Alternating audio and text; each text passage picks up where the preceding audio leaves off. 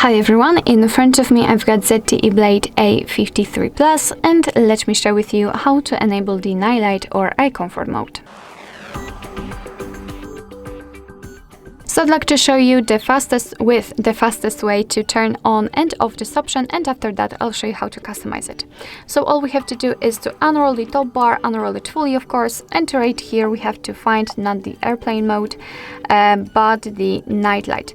So this is the name of the eye comfort mode in this device. In my case it is on the second the second page of the of those icons. So let's simply tap on it, and as you can see the screen turns yellowish or even amber, and it is in order to filter the blue light.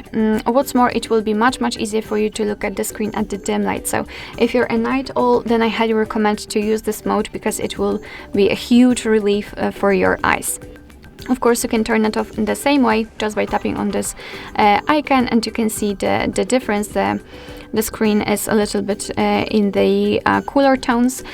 And basically, if you want to enter the settings, you can simply unroll the top bar and tap on this icon and hold it, and your device should transfer you to the proper section. But to be honest, I'd like to show you a full path of how to get there in case that your device will riot and won't like to transfer you to the settings. So let's enter the settings themselves to customize the night light, and then scroll down to find the display. Now let's tap on the advanced and tap on the night light. Of course, we have to turn it on before we will be able to customize it, so let's tap on it then. And here we've got the intensity feature.